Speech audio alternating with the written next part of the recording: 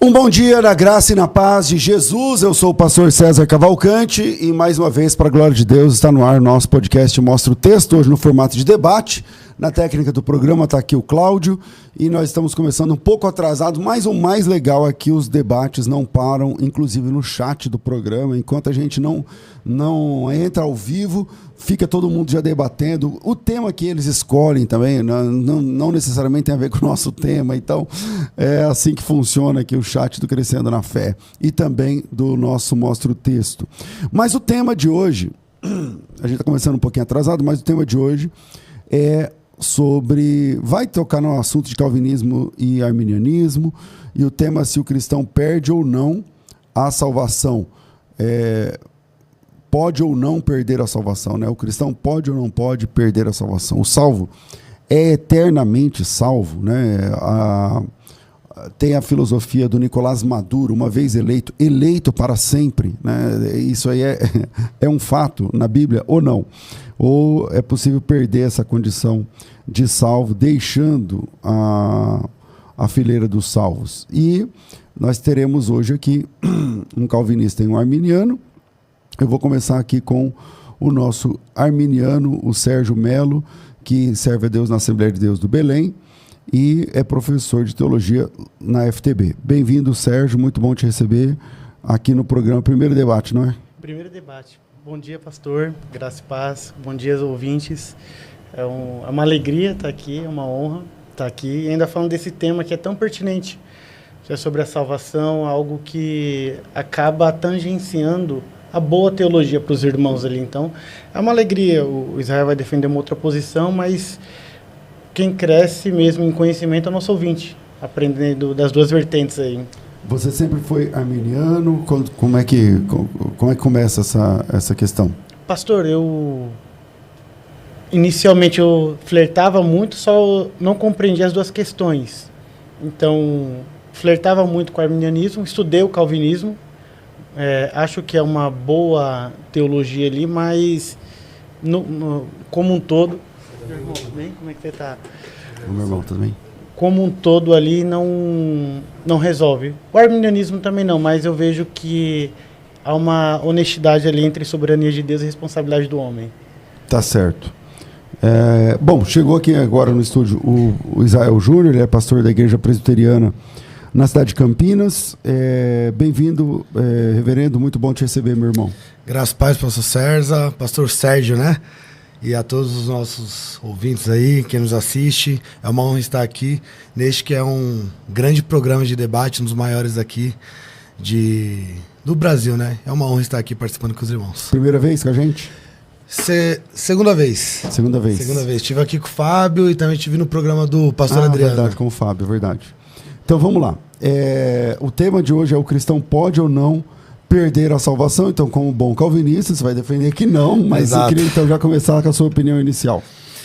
Eu acredito que é impossível um crente genuíno perder a salvação, até mesmo porque a Bíblia fala, né, que aquele que começou a boa obra é fiel para terminá-la. Então, o que eu vou defender é que a responsabilidade humana ela existe, nós não isentamos a responsabilidade humana. Ainda assim, pode até soar paradoxal, Cristo na cruz, a expiação, tem a discussão se é limitada ou ilimitada, né? Eu prefiro o termo eficaz. A expiação foi eficaz, foi efetiva, foi coesa, e aqueles a qual Deus elegeu, predestinou segundo a sua soberania, esses não perdem a salvação, até mesmo porque não são eles que obtêm, que o ganha a salvação. Pastor Sérgio. Eu compreendo na Escritura que há uma série de advertências na Escritura. Então a gente tem, por exemplo, Mateus capítulo 5, verso 13. Temos João capítulo 5, versos de 2 a 6. Temos o clássico Hebreus capítulo 6, do verso do 3 ao 6, né? Do 4 ao 6. A gente pode trabalhar algum texto. Eu acho que é legal a gente partir para Hebreus. O que você acha? Acho que é um bom. Ele começa assim: ora, para aquele que uma vez foi iluminado, provou o dom celestial, tornou-se participante do Espírito Santo, experimentar a bondade da palavra de Deus e os poderes da era que há de vir, e caíram, é impossível que sejam reconduzidos ao arrependimento, pois para si mesmos estão crucificando o Filho de Deus, sujeitando a desonra pública. É interessante aqui, pastor, que aqui aparece o termo parapesontas no grego. Então, de fato, ali se fala sobre uma queda, uma pessoa que estava salva. Então, qual que é o pilar aqui? Temos uma série de textos apontando que é possível sim perder a salvação. Isso, o fato de apontar esse texto não anula a garantia da salvação. Isso que é interessante. E o terceiro ponto é que a visão majoritária da história da igreja cai para isso. Quando olhamos para o período patrístico, Justino Mártir ele fala assim, aquele que se desvia após ser iluminado não tem desculpa. Isso deve estar no livro Apologia. Ambrósio, de Milão, ele fala assim sobre o Espírito Santo, né? O Espírito Santo pode ser retirado daqueles que o insultam. Donald Stamp, na Bíblia de Estudos, ele fala assim, a apostasia é uma possibilidade real para o crente verdadeiro. Aí, se quiser, a gente pode trabalhar dentro desse, puxar um outro. Não. Então ele fala sobre vários textos de alerta, trouxe também o Hebreus 6 e um pouquinho da patrística. E aí, pastor, reverendo? Como funciona? Não só Hebreus 6, mas vários textos vai dar essa ideia de que o homem ele tem esse controle. Então, quando você lê Hebreus 6 ali, aparentemente é alguém que era salvo, até a ideia da palavra apostasia ali, né? E que caiu, abandonou a fé. Mas isso nós entendemos que é numa questão externa. Então, por exemplo, nós defendemos que todo cristão que se denomina cristão é um eleito e potencial. Por quê? Porque nós não temos a onisciência de Deus. Nós não sabemos quem verdadeiramente é salvo. Então, eu não posso chegar em alguém, até um espantalho que levanta sobre o calvinismo, e falar, por exemplo, o Sérgio não é um salvo verdadeiro. Eu não tenho essa capacidade. Então, acerca do Hebreus 6 lá, está falando de uma, aparentemente, né, de uma suposta genuína conversão. Então é alguém que está participando da igreja, alguém que fez parte da igreja. A gente tem um exemplo do próprio Judas. O Judas foi do ministério, foi escolhido pelo próprio Cristo, estava lá entre os discípulos, mas ele não era salvo. O próprio João, em 1 João capítulo 2, versículo 19, vai dizer assim, ó, saíram de nós, mas não eram dos nossos. Porque se tivessem sido dos nossos, teriam permanecido conosco. Mas isso aconteceu para que se manifestasse que nenhum deles eram dos nossos. E outro texto também que nós podemos usar é o próprio João 6, versículo 44, pastor, que diz assim, ninguém pode vir a mim se o Pai que me enviou não o trouxer. E eu ressuscitarei no último dia. Então, quem começa a obra de Deus e quem inicia, consuma. Como nós vemos o apóstolo Paulo dizendo em Filipenses, que eu até citei aqui, 1,6, aquele que começou a boa obra em vós, há de completá-la, até o dia de Cristo Jesus. Então, se o homem ele pode perder a salvação, então, ou essa obra não é completa, ou a promessa ela é falha. Então, nós entendemos que todos os textos, até a Bíblia vai falar, esforça-te que eu te ajudarei. Tudo que eu obter somente pelo esforço, mano, óbvio que não. Tem a graça de Deus, tem a intervenção de Deus. Então, eu acredito que esses textos, que aparentemente mostram alguém que era salvo e não é mais, na verdade é um texto de alguém que era salvo aos olhos da igreja, externamente. Mas internamente não era salvo, senão, como o próprio João escreveu, não iria ter saído. Porque se saiu, é uma prova cabal que nunca foi. Ok, pastor Sérgio. Quando a gente vai para João, só pegar um contexto que o público-alvo de João é diferente de Hebreus. Hebreus, o autor da carta de Hebreus ali, ele escreve para cristãos sobre práticas judaizantes. Então, de fato, ele está dando essa advertência para o povo. Então, para mim é muito duro olhar para esse texto e falar que é um simples cristão. Porque quando a gente pega que foi iluminado, provou o dom celestial, foi participante do Espírito Santo, há isso. Qual que é a questão? Quando falamos assim, que Deus viu, que Deus determinou, na Bíblia nós temos antinomias. Nós temos, então, assim, qual que é a questão? Deus, ele determinou? Não, Deus sabe quem vai ser eleito. Isso é um fato. Segunda de Pedro diz, né? Somos eleitos segundo a presciência de Deus, o pré-conhecimento. Eu acho que esse é o ponto que pega muito entre o calvinismo e o arminianismo. Porque no calvinismo, para Deus conhecer, ele precisa determinar. Para o arminianismo, não. o fato dele conhecer não tangencia ele como determinou todas as coisas. Então, como que nós compreendemos isso? A questão de João, só responder, né? Ele saiu do meio de nós, mas não era um dos nossos. Ali ele não está falando de pessoas, por exemplo, que do mesmo de Hebreus. Em João, ele fala que eles eram os anticristos, eles estavam pregando sobre a doutrina de Cristo. É uma situação totalmente diferente de Hebreus. Então, são pessoas diferentes, públicos diferentes, e é interessante que os adjetivos que Hebreus usa, João não usa. Não fala que eles foram iluminados, ele fala assim, olha, eles pregavam algo que não era nosso. Então, essas advertências, como a gente vê em Hebreus, e a gente vê, por exemplo, 1 Timóteo capítulo 1, verso 19, sobre o naufrágio da fé ali, é um perigo real. É a questão do já e ainda não. Nós somos salvos, mas ainda não estamos com o corpo glorificado, ainda não passamos por esse processo. No Kairos, na eternidade, Deus sabe de todas as coisas. Mas no Cronos, há essa responsabilidade do homem. Perdão, só para não... Pode ir, irmão. Não, primeiro eu quero deixar claro aqui que eu não acho o irmão, como eu posso falar, um inimigo da cruz. Eu vejo os arminianos como irmão em Cristo. De fato, tem textos que você lendo só aquele texto, você vai falar, não, é livre-arbítrio aqui, dá ideia. Tem outros que você vai falar, não, o Calvinismo está certo. Realmente tem essa dificuldade. Eu tenho formação em 2 seminários arminianos. Eu fui um arminiano até que algumas pregações eu tive que tirar do YouTube, que eu estava até arminiano demais. Mas estudando bem a Bíblia, independente, realmente ali nós vemos que tem uma questão no texto de João, até que tem uma discussão se é direcionado aos gnósticos ou aos docetistas ali e tudo, mas isso não muda o fato de que eram não crentes, de que eram pessoas que aparentavam ser do corpo de Cristo, mas na verdade não eram. Então eu quero deixar 2 perguntas pro irmão. É Sérgio, né? Sérgio. Pro pastor Sérgio. A primeira, em Hebreus 6, no versículo 4, vai falar, porque é impossível que os que uma vez foram iluminados, vai fazer a listinha. Esse impossível aqui, então o livre-arbítrio acaba?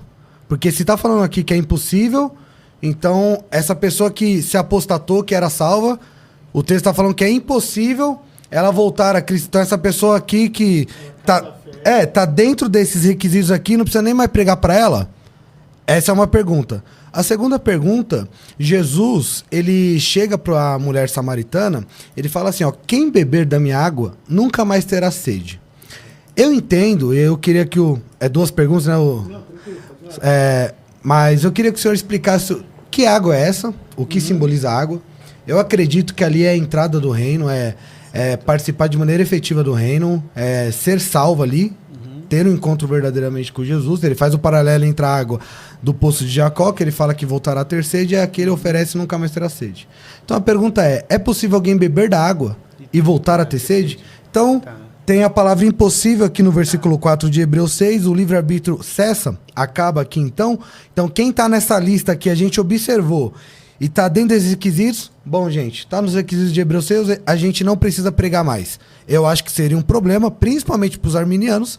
E na questão da mulher samaritana, quem bebeu da água que Cristo oferece, pode voltar a ter sede? Cristo não estaria mentindo, então? Ok. Essa questão de Hebreus, nesse contexto, irmão, você fala muito baixo, Perdão, então se você pode puxar mais para perto, vai ajudar. Melhorou? Essa questão de Hebreus, essa questão que o irmão trouxe é sobre se uma pessoa que caiu pode voltar. Então, por exemplo, uma pessoa que perdeu a salvação pode voltar? Acho que seria um outro tema, porque o tema é se a pessoa pode perder, não se ela pode voltar a ser salva. Mas tá dentro, não, só um adendo rapidinho. Aí agora a minha colocação. Eu creio que uma pessoa que apostatou da fé, essa pessoa ela não recupera a salvação. O livre-arbítrio acaba. Então, é que essa questão do livre-arbítrio, de acabar ou não, ela é muito complexa. Não é uma questão que a pessoa ela é livre para escolher. Não funciona bem assim, de fato. Deixa eu entender por que ele está perguntando se o livre-arbítrio acaba. Eu não entendi. Por exemplo, me dá mais retorno aí, por favor. Por exemplo, eu sou um salvo e cometi apostasia.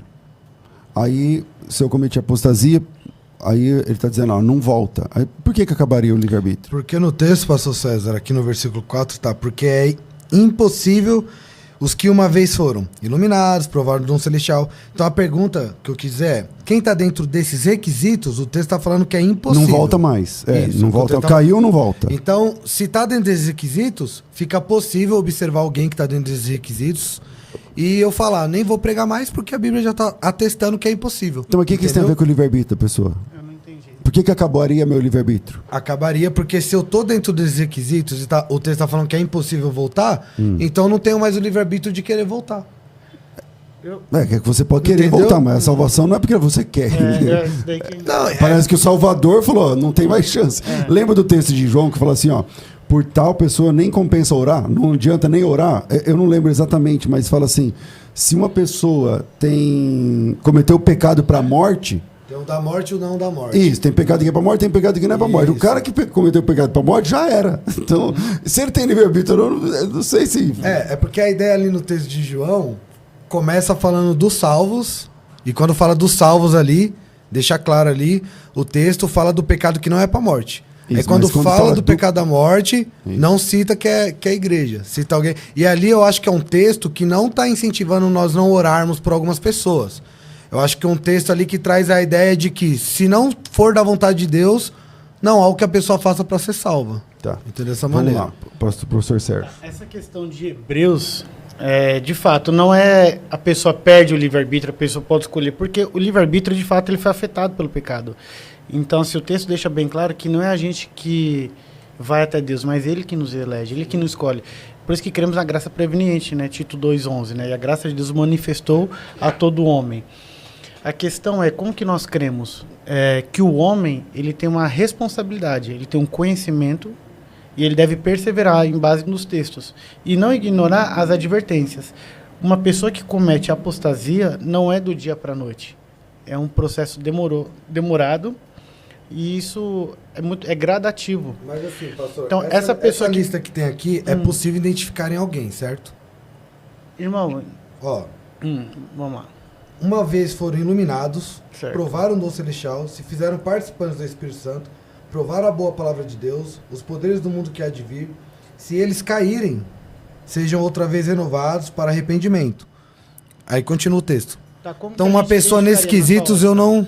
Na sua ótica, como que a gente identificaria? Eu defendo que não dá para identificar, é por isso que eu defendo que aqui a pessoa não está salva. Esse que é o ponto, que só Deus sabe quem vai ser salvo ou não, Sim. mas a gente não ignora o fato de perder.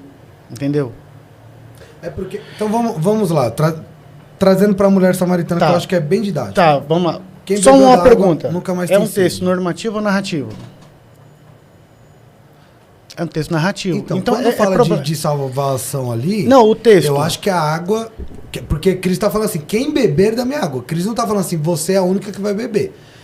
Cristo ele tá fazendo um paralelo ao poço de Jacó. Então, assim, eu acho que é um texto para a igreja. Eu bebi da água. Não, mas é um texto normativo ou narrativo? Porque quando a gente pega esse texto e transforma em doutrina, é complicado.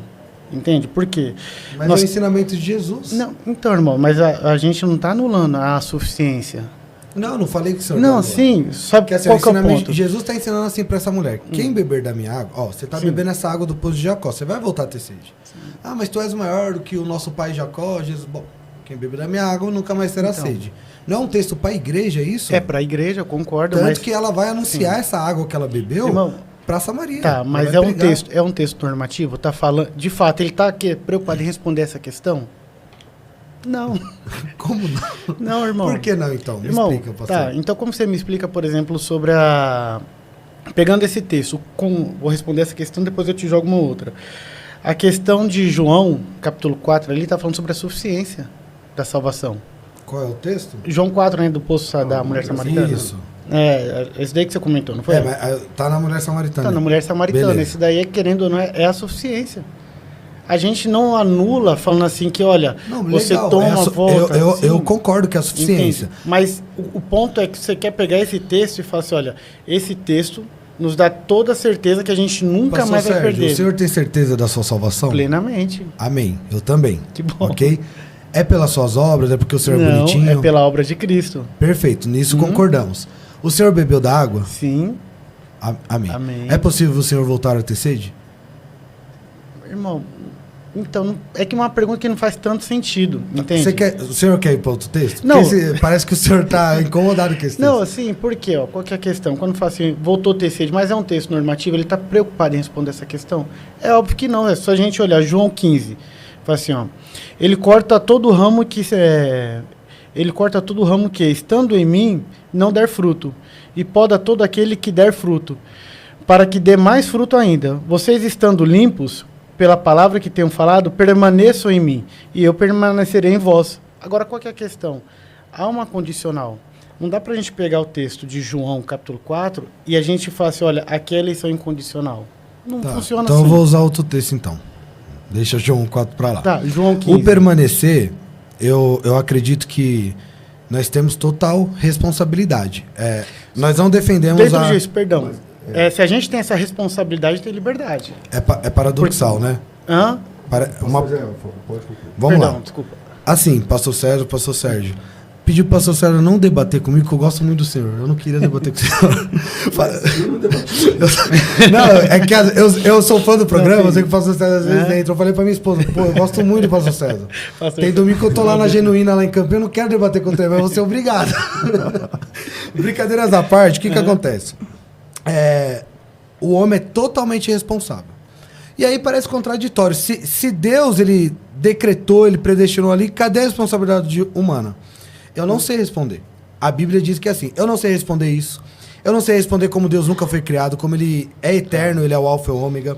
Eu não sei responder como o Pai, Filho e Espírito Santo, a Trindade, é algo que não entra na minha cabeça. Então a Bíblia diz que é assim. Eu não tenho uma resposta plena acerca disso. Mas a questão é, a Bíblia diz, por exemplo, falando de Jeremias, vou pegar o caso de outra pessoa, saindo da Samaritana para Jeremias. Diz assim, antes que você fosse gerado no seu ventre, eu já havia te escolhido como profeta às nações. A pergunta é, Jeremias tinha o livre-arbítrio de dizer não para ser profeta? Existe essa possibilidade de Jeremias não ter sido profeta? Tá, perfeito. Irmão, a questão de Jeremias não é um contexto de soteriologia. Ali é sobre ministério. Você concorda? Ali mesmo, no texto, você já leu, eu te separei para as nações. Então, mas aí então Deus separou um profeta que poderia deixar de ser profeta? Então, irmão, volta na questão. O contexto ali é de salvação? Não. Então, qual que é o ponto? A gente tá falando da questão do livre-arbítrio. Então, irmão. Eu entrei no ponto do livre-arbítrio. Mas tudo bem, é a questão da salvação. Sim. O que eu tô falando, por que eu trouxe essa questão? Será que Jeremias tinha a possibilidade de perder a salvação? Irmão, mas o texto não responde essas questões. A gente não pode ficar conjecturando. Pode, não pode. Conjectura. É conjectura. É algo óbvio. É algo óbvio. Se a mulher bebeu da água e Jesus está afirmando que ela nunca mais vai ter sede, como que alguém que nunca mais vai ter sede pode ir para o inferno? Então, essa você entende que não tem lógica? É a mesma coisa de Jeremias. Ele foi escolhido antes de ser gerado no ventre. Poxa vida, como que eu vou olhar para Jeremias e vou falar, ainda bem que Jeremias tomou cuidado, senão Satanás, ia tirar a salvação eu vejo que dele. o irmão tem problema com essa questão do livre-arbítrio, mas quando a gente vai para 1 Samuel, no capítulo 2, Deus fala assim que estabeleceria uma aliança na casa de Eli, perpétua. Só que devido à iniquidade dos filhos, ele estaria rompendo. Deus mentiu? Não, Deus não mente. Então, mas aí que tá, como é que a gente lida com isso? É porque tem textos... O fato, irmão, qual que é o ponto?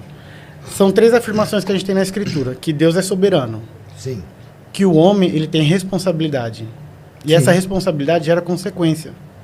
E isso não cobre a soberania de Deus.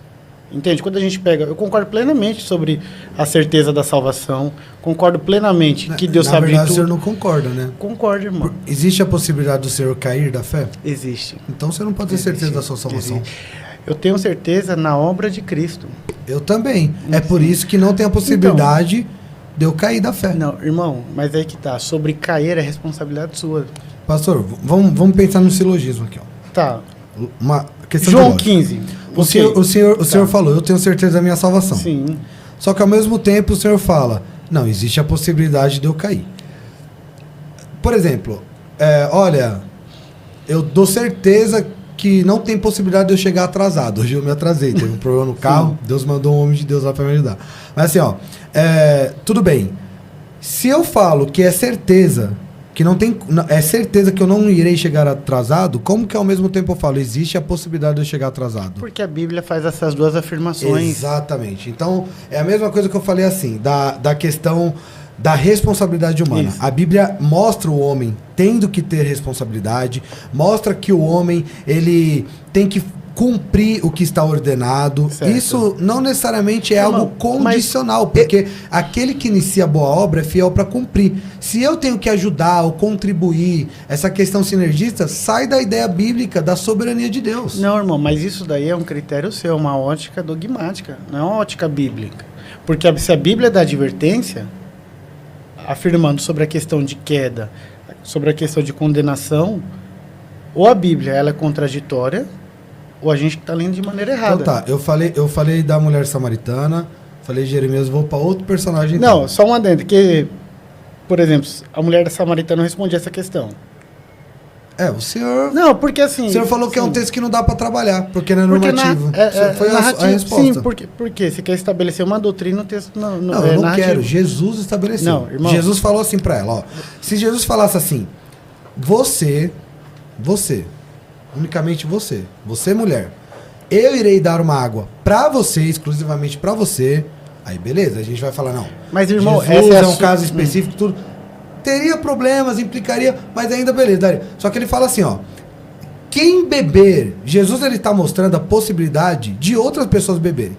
Eu acredito que o Senhor é meu irmão em Cristo, Sim. então que o Senhor bebeu dessa água. Só que aí Jesus está falando, nunca mais será sede. Só que aí ao mesmo tempo o irmão fala, Jesus falou que nunca mais vai ter sede, mas existe a possibilidade de eu voltar a ter Mas sede. eu nunca tinha ouvido esse argumento da mulher samaritana e reconheço ser um bom argumento. Um bom argumento. Mas é possível alguém beber a água sem abrir a boca? Não, né?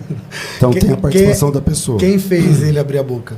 Não, Quem teve a iniciativa? Não, quem fez a pessoa foi Deus.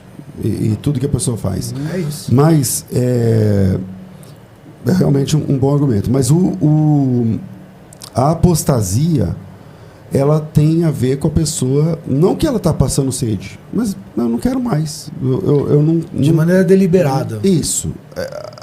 A apostasia está prevista na Bíblia. Tá. Certo? Tá. A pessoa que comete apostasia, na sua opinião, então não bebeu água? Seria isso? Que assim, ó, a Bíblia fala que nos últimos dias, né, o amor de muitos iriam se esfriar. Só que a mesma Bíblia fala que quem ama o mundo e as coisas que no mundo há, o amor do Pai não está nele. A maioria das pessoas quando prega isso, não sei qual é a visão dos irmãos, mas fala assim, porque o amor está esfriando aí no mundo, nos prostíbulos, nos bares. Peraí, eu entendo que esse texto tá falando para a igreja, porque quem ama o mundo e as coisas que não há no mundo, o amor do Pai não está nele, então é um texto para quem tem o amor do Pai. Se o amor está esfriando é porque a pessoa tem um amor. Vocês estão entendendo o que eu estou falando? Então a ideia é, o amor está se esfriando. Agora, esse amor é um amor genuíno, é um amor verdadeiro, porque a Bíblia diz que nada pode nos separar do amor de Deus. Mas contextos externos, né? Romanos 8. Nem altura, nem profundidade, nem o passado, nem o porvir. A perda da salvação é responsabilidade do homem. Entende? É esse ponto que o irmão... Tudo bem, entende? pastor. Assim, Não, ó, eu entendo que o homem, ele é responsável. Tá, se ele é responsável, o homem ele tem responsabilidade ali na salvação. Se tem responsabilidade, não tem consequência? Porque a Bíblia traz as duas afirmações. Tem consequência. Então, a qual é a consequência consequência? é o inferno. Então. É a perdição eterna. Exato, então pronto. Mas não entendi. Acabou aqui. Irmão, o que a gente comentou agora? Se o cristão ele tem responsabilidade. Ele tem. Tem responsabilidade. Sim. Tem consequência? Óbvio, tem. Então, qual a consequência? A perdição eterna. Então, mas aí você está provando, seria o quê? O livre-arbítrio? Eu não estou entendendo. sim, sobre a responsabilidade do homem na salvação. Porque tem textos que apontam que o cristão, ele tem Mas uma você está falando da responsabilidade do homem na perdição, não na salvação. Não, sim, porque a salvação, quem nos leva é a Deus. Quando o texto fala que fomos enxertados na videira, tudo, essa obra de sermos salvos é de Cristo. Mas o fato de cairmos é a responsabilidade do homem. Sim. Então, esse que é o ponto. Se temos responsabilidade nesse processo, temos responsabilidade, temos consequência. Então, uma pessoa que não é salva, ela não pode cair, porque ela já está caída. Eu acho que eu estou entendendo. Acho que ele está dizendo que eu fui salvo, mas eu tenho responsabilidades a cumprir. E essa minha responsabilidade me traz consequência. Quer dizer, que se eu não cumprir, ou se eu me desvio, então a consequência é que eu perca. Seria isso? Sim. Então, eu não quero levantar um espantalho. Mais uma vez eu falo, os arminianos, na minha visão, são meus irmãos em Cristo. Acho que essa discussão é uma discussão, não é uma cláusula pétrea acerca da salvação. Secundário. É secundário. Mas algumas pessoas, ao defender o livre-arbítrio, às vezes caem em problemas grotescos. Assim como do lado calvinista, tem muitas pessoas que propagam um determinismo, um fatalismo, que eu sou contra também, apesar de ser acusado por isso. A ideia é, o homem ele tem total responsabilidade. Na verdade, a terminologia livre-arbítrio foi usada por quem defendia, né, o calvinismo, mas depois mudou para livre-agência por uma questão mais didática. Eu diria que o homem pode ter essa opção de escolha, vamos falar assim, só que só para pecar. Santo Agostinho, se não salvo engano, ele diz que aquilo que verem de bom nele foi Deus, aquilo que verem de ruim foi ele mesmo. É Calvino. Foi Calvino que disse? O próprio Calvino, então. A ideia é, o senhor acredita que a salvação é responsabilidade humana? De permanecer, sim. A permanência, sim. A permanência. A permanência. Então, a perseverança. Assim, o homem é convencido do pecado, da justiça e do juízo. Sim. Aí ele tem que permanecer por qual força? A força da graça preveniente. Então defina o que é graça preveniente, por gentileza. Tito 2,11 fala que a graça de Deus manifestou a todo homem trazendo salvação. E o texto também continua. Deixa eu abrir aqui. Aí eu leio ele todo. A graça de Deus se é manifestado, trazendo salvação a todos os homens. E obediência. E obediência. Então, assim, nós obedecemos a Deus por graça. Então, a graça salvífica foi efetiva, foi em todos os homens. Todos os homens experimentou da graça salvífica. Não, a graça preveniente. É porque você faz essa diferença de graça comum, graça salvífica. Mas o arminiano também faz. O arminiano também. Sim. O arminiano também faz. A graça comum, por exemplo, a manga. O ímpio está desfrutando da manga. É uma graça comum, o sol, a chuva. Sim. Mas o que eu digo assim, uma pessoa provou da graça preveniente, não, provou da graça salvífica. Esses critérios são mais teontológicos, mais Deus que responde. O senhor está partindo de uma premissa que a pessoa vai atrás dessa graça. Ela recebe. Não. Quem convence é o Espírito Santo. Então, é possível o Espírito Santo se frustrar? Tentei convencer o Sérgio, mas não teve jeito. Então, mas não faz questão. Por exemplo, Apocalipse 3,15. Entristecer, né? Não é? Na Bíblia? Então, a Bíblia não entristecer o Espírito Santo. O entristecer, o arrepender. Resistir. Então, é uma linguagem... Resistir. É uma linguagem acomodativa. Se a gente for pegar todas as linguagens que a Bíblia usa para Deus, mas é possível entristecer o Espírito Santo, né? Ou não? Sim, mas não igual o homem se entristece. Não numa tristeza de quebrar a expectativa que o Espírito Santo tinha. Eu estava tão esperançoso que ele ia permanecer, mas ele não permaneceu. Porque e por que ele fica triste? Então, mas aí como que faz os ones do Espírito Santo, que é Deus? A onipresença, onisciência, onipotência, onisciência, por exemplo. Então, esse é o ponto. Eu não sou arminiano, mas veja, esse é o ponto, que os homens aí não impedem Deus de se alegrar ou de se entristecer. Não impedem. É que assim, a alegria de Deus e a tristeza de Deus, por exemplo, quando eu fico triste, na maioria das vezes eu derramo lágrimas. Eu acho que é uma linguagem mais acomodativa. Imaginar Deus assim, amuado, não tem como, entende? Eu acho que a tristeza ali é... isso, exatamente. Eu acho que a tristeza ali é a ideia de estar contrário. Fala que é uma antropopatia, né? Que é a ideia de que você está atribuindo um sentimento humano para ele ter uma noção de que Deus... exatamente. Como tem vários casos na Bíblia. Eu também não estou acusando vocês de achar que Jesus está derramando lágrimas lá no céu. Não é isso, mas a ideia ali é tipo... Tá contrário a Deus, entendeu? Mas não que Deus ele teve que consultar o futuro. E é um problema também da graça preveniente. Por quê? Porque a ideia de que Deus ele olhou para o futuro. Mas o que seria o futuro? Então é uma entidade à parte? É um local onde Deus tem que ir quando ele quer saber das coisas? Mas essa questão, por exemplo, de olhar para o futuro é uma falácia, porque Deus está fora do tempo. Deus ele sabe de tudo desde a antiga eternidade. Perfeito. A graça preveniente... Ela é uma capacitador que se aplica ao nosso tempo. Ao nosso tempo. É por isso que eu estou falando. Deus tem que olhar para o futuro. Por que olhar? Não faz sentido. Porque ele já sabe. Ele já sabe por quê?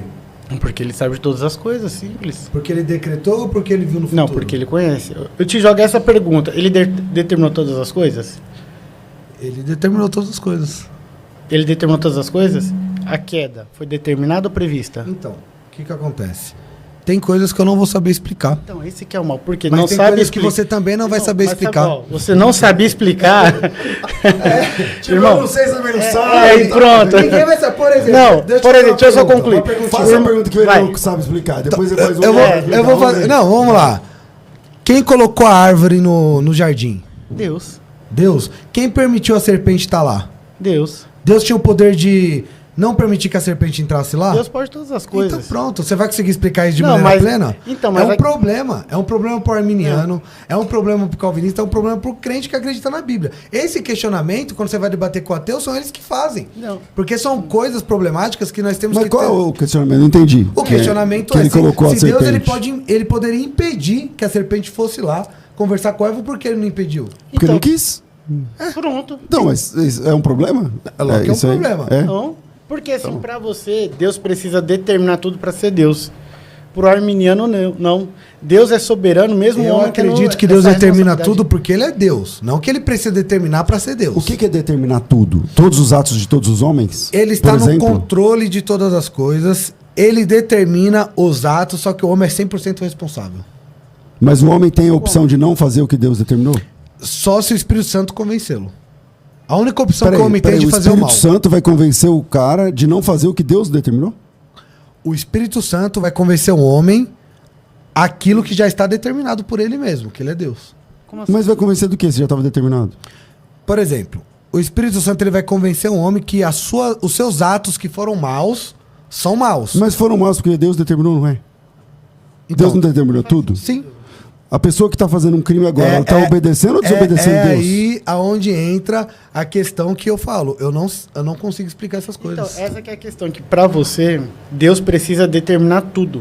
Absolutamente tudo. Deus determina a queda, Deus Se eu não me determina... engano, é em Romanos 9 que o próprio apóstolo Paulo vai falar: tem vasos que é pra ira, tem vasos que é Então, pra honra. só que Romanos ali, por 9 exemplo, Eu sou Romano- criptonita, tá, irmão? Então, só que Romanos 9 ali fala assim que e suportei os vasos de desonra, né, com paciência.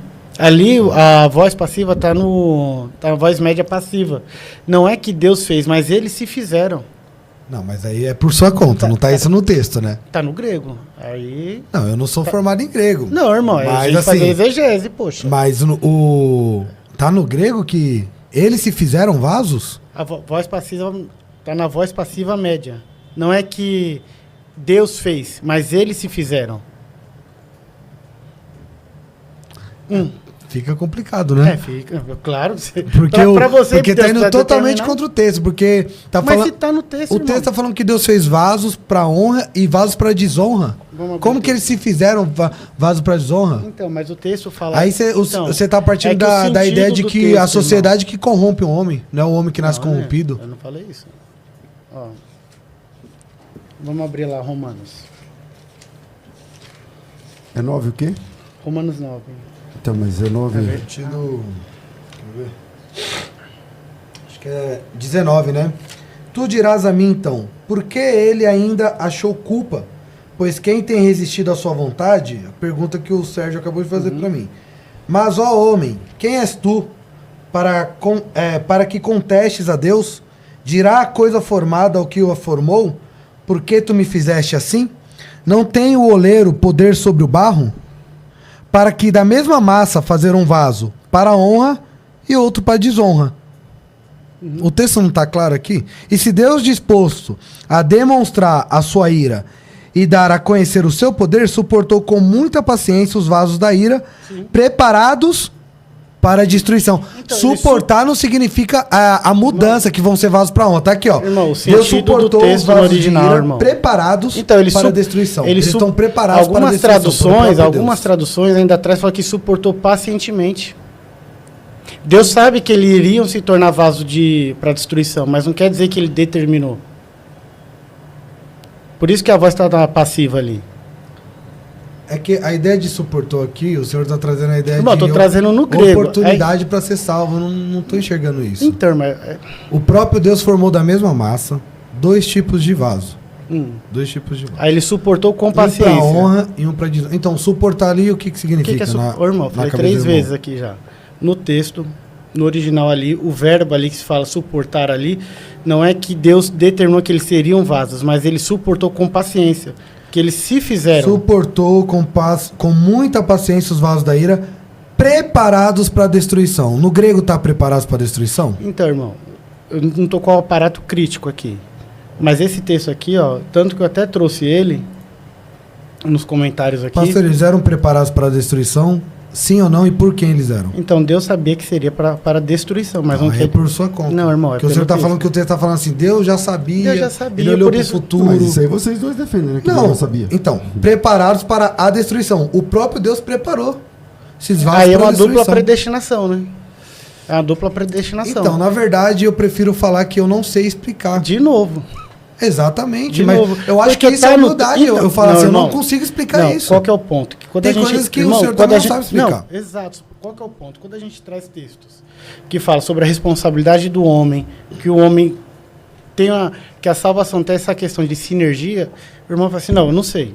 Mas o texto está claro. Do jeito que eu trouxe da mulher samaritana, E eu falei que é um texto narrativo. O irmão falou, ali não é para a igreja, é um texto... Não, eu não falei, pastor, eu falei que não é para a igreja. Você falou que o texto não é normativo. Não é normativo. Se não é normativo, é para a igreja? Irmão, mas, poxa vida, o que é narrativo e descritivo? Narrativo, normativo... O texto normativo...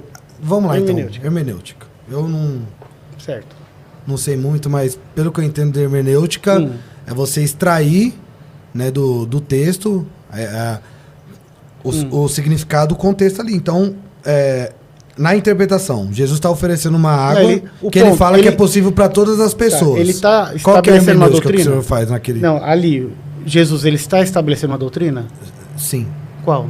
Doutrina da salvação. Que ele oferece a água e quem beber nunca mais vai ter sede. Sim, da salvação, ok. Mas está falando que é impossível perder a salvação? O texto não está dizendo isso. O texto está falando assim, quem beber da minha água nunca mais terá sede. O irmão está falando que é possível ter sede. Jesus está falando que é impossível. Eu falei que há suficiência da salvação então repita assim, é impossível alguém que beber da água ter sede. Irmão, ali é a suficiência da salvação. Tá, vamos voltar pro texto de Romanos, que esse texto... Como a gente já passou do horário, porque a gente começou tarde, eu vou fazer um intervalo rápido e a gente volta pro última parte, que vai ser mais curta, infelizmente, tá? Então vamos lá. Solta uma vinheta de qualquer coisa aí, por favor, Cláudio.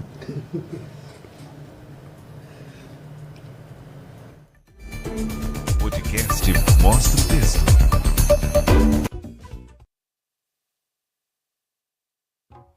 Podcast Mostra o Texto.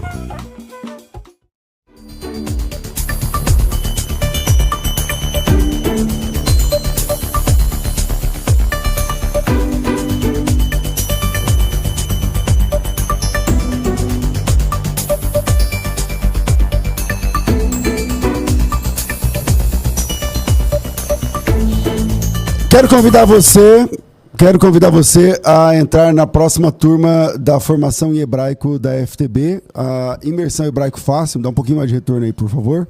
A Imersão Hebraico Fácil acontece agora no dia 2 até o dia 6 de março, de 2 a 6 de março, e você está na última chance de fazer parte da primeira turma. A primeira turma, como que eles falam? O primeiro lote é de R$300. Eu vou arredondando, tá? De R$300 por 39, por 40, então você tem aí essa oportunidade.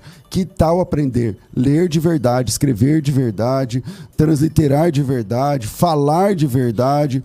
O que acontece, pegando o mote aí do hype da internet, tem muito curso que é sabor hebraico, né? Então...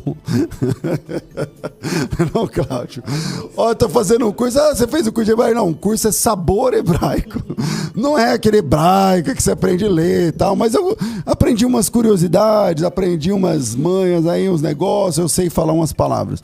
Não é isso. Eu quero ensinar você a ler de verdade. Eu quero ensinar você... Você vai aprender a ler, a escrever, a pronúncia correta e também a transliterar.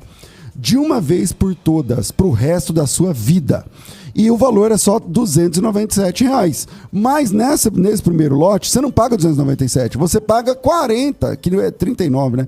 Você paga R$ 39,90. Então, tem material didático, tem aula, tem grupo de apoio. No grupo de apoio, eu não lembro como é que chama o grupo de apoio, estou falando que é comunidade de alunos. Na comunidade de alunos, você tem professores que se formaram comigo há anos, que estão ali para te ajudar, para falar assim, ó, você vai, primeira aula, eu vou dar uma lição de casa. Você vai subir a sua lição de casa no grupo de apoio e lá no grupo os professores vão dizer para você, olha, essa letra aqui tá melhor, essa aqui não, melhora isso, tá certo, tá errado, tal. Isso não existe fora da FTB. Então, se você quer aprender hebraico e não um curso Sabor Hebraico, tá na hora de aprender hebraico com a FTB na imersão Hebraico Fácil. Você vai aprender a ler, vai aprender a transliterar, vai aprender a pronúncia correta, vai aprender a escrever. Pastor, se eu não aprender, a gente devolve o seu dinheiro? Não, a gente devolve 10 vezes o seu dinheiro. Essa é a propaganda da FTB há anos. Essa é a propaganda da FTB há anos. Eu já formei mais de 5.500 alunos de hebraico. E você, se eu tivesse tempo, eu ia falar assim, quem já foi meu aluno, escreve aqui no chat. Mas eu não tenho tempo agora. Mas se você quiser, clica no link que está agora no chat, clica no link que está agora na descrição do vídeo e faça a sua inscrição. Venha correndo para o Hebraico Fácil nessa moleza, pagando só R$ 39,90. Para se inscrever, link na descrição ou link no chat para quem está no ao vivo. Se você, eu estou falando isso agora, dia 9 de fevereiro de 2026. Se você estiver assistindo isso depois dessa data e chega lá, você clicar e não tiver 39, é porque já passou esse lote. Esse lote, agora você paga só 39, mas o preço certo é R$ 297. Então, faça agora a sua inscrição, garanta já a sua vaga e ao fazer a sua inscrição, entra lá no vídeo, assista o vídeo e entre na comunidade de alunos. Vira aí, a gente volta para terminar o programa.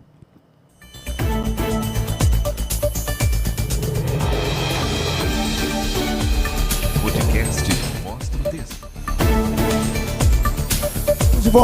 Estamos de volta com o nosso podcast Mostra o Texto e o debate está pegado. É que sempre quando tem essa questão de calvinismo e arminianismo, tem essa questão. Então, vamos lá. Eu vou passar aqui as considerações, quanto tempo precisar para o Sérgio, que começou, e depois para o Israel. Só que você baixou seu microfone aí, não sei se vai dar certo. Melhorou? Deixa eu ver. É isso. Aí, agora sim. Bom, primeiro é uma alegria estar aqui compartilhando com o pastor Israel, pastor César, é uma alegria mesmo. Não são pontos que tangenciam uma heresia, são divergências teológicas. Por exemplo, qual que é o oposto do calvinismo? O arminianismo. O pelagianismo. O pelagianismo é o oposto do calvinismo. São dois sistemas de salvação, muito respeitado ambos, só que eu sigo a linha arminiana devido à quantidade de textos que apontam para essa divergência, essa advertência que a Bíblia nos entrega ali. Então, por exemplo, Colossenses 1, 22, 23. No corpo da sua carne, pela morte, para perante eles vos apresentei santos, irrepreensíveis e inculpáveis, senão na verdade, permanecendo fundados e firmes na fé, e não vos moveis de esperanças no evangelho que tendes ouvidos. 1 Coríntios 9, 27. Antes, esmurro o meu corpo e reduzo a servidão, para que, pregando aos outros, eu mesmo não venha de alguma maneira ficar reprovado. E há outros textos, não vou trazer vários, mas há vários textos. E eu creio claramente, o arminianismo crê que se há advertência, há responsabilidade, há consequência. Eu distou do pensamento porque é como eu ver uma placa numa estrada e falar assim, vire à direita, e saber que não faz a curva. Então, se há advertências, há responsabilidade. E isso não anula a soberania de Deus. Deus continua sendo o autor da obra. O texto deixa bem claro, se permaneceres em mim. Essa responsabilidade do homem é evidente no texto. Então, eu agradeço, Israel, obrigado mesmo por esse bate-papo, obrigado, pastor César. E queria mandar um beijo para minha família, rapidinho. Tá? Um beijo para minha filha, Maria Helena, o pai te ama, Maria Heloísa também, Lê, te amo. Minha família toda. E o pessoal da igreja também. Deus abençoe todos. Obrigado. Maravilha, maravilha. Pastor Israel, tá contigo. Uma honra estar aqui com o Sérgio, com o pastor César. Graças a Deus o pastor César ficou mais quieto hoje. Você viu que eu me comportei. Não, comportou. Bom, o que eu diria, eu usaria o texto de João capítulo 25, versículo 24. Quem ouve João a minha... 25? Acho que João só tem até 21. Eu anotei errado aqui. Quem ouve a minha palavra, crê naquele que me enviou, tem vida eterna. Não entra em juízo, mas passou da morte para a vida. Se eu não me engano, é o... Acho que é o 5. Eu pus o 2 aqui na frente. Bom, aqui tá falando de vida eterna. Aquele que crê naquele que me enviou tem a vida eterna. Então a pergunta fica: a vida eterna pode virar uma vida temporária, né? Pode acabar não eterna. Então você creu, você recebeu a vida eterna, só que na verdade ela não é eterna, porque você pode perder essa vida eterna. Então fica algumas pontas soltas. E o texto que eu usei aqui, que é um texto que eu sempre uso e que os arminianos falam que não é um texto que não dá pra usar, é algo muito específico, tudo que é o da mulher samaritana. Eu acredito que diferente dessa água aqui que eu bebi, eu vou voltar a ter sede, mas a água que nós bebemos de Cristo é impossível voltar a ter sede. Mas, como bem o Sérgio falou aqui, nós somos irmãos em Cristo, estamos em prol do mesmo reino, e esse reino tem avançado. Muita gente critica os debates teológicos. Às vezes eu vejo uns comentários, esse César Cavalcante ele promove a divisão na igreja. Ou já recebi alguns tipos de comentário também, porque eu que tenho preguiça de estudar teologia, é mais fácil eu criticar quem estuda que debate. Mas nós crescemos, né? Crescemos na graça e no conhecimento, debatendo. Na história da igreja, o crescimento da igreja foi com debates. Quero rapidamente, pastor, se o senhor me permite falar do meu livro? À vontade. Quem é o gigante da história? Nós crescemos aprendendo que Davi derrotou o gigante. Levanta um pouquinho. Isso, aí, olha lá. Isso. Crescemos aprendendo que Davi derrotou o gigante, mas aqui nesse livro eu falo quem é o verdadeiro gigante da história. Golias era apenas um incircunciso, ele não foi o gigante da história. Esse livro que é pela Código 27, e você consegue encontrar ele na Plenitude Distribuidora. Mandar um beijo, um abraço aqui pro pastor Diogo, Pugo. Te mandaram um abraço também, Opa, César? abração. E que Deus abençoe. A todas as redes sociais, Israel Júnior Oficial com 2 L's. Segue a gente lá. Deus abençoe. Maravilha. Você viu aí que eu tô promovendo... O que eu tô promovendo? Divisão da igreja. Eu tô fazendo... Cara de maligno. Então vamos lá. Eu acho que é através do debate que a gente cresce e a gente repensa, né? Quando eu tô ouvindo um debate, a minha tendência é prestar mais atenção em quem pensa diferente de mim do que quem pensa como eu penso. Porque, às vezes, quem pensa como eu penso vai usar um ou outro argumento que eu não sabia. É legal, mas quem pensa diferente tem mais minha atenção. Eu acho que é assim que a gente cresce. Mas obrigado pelo debate respeitoso. Estou ficando por aqui. Tentei me comportar, nunca consigo, mas hoje eu consegui um pouquinho, né? Tudo bem. A gente volta às 2 da tarde com o Crescendo na Fé. Tudo isso e muito mais a gente faz dentro do reino, se for da vontade dele.